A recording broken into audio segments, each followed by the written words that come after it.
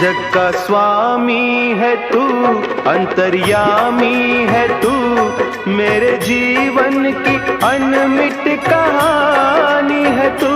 तेरी शक्ति अपार, तेरा पावन है द्वार, तेरी पूजा ही मेरा जीवन आधार।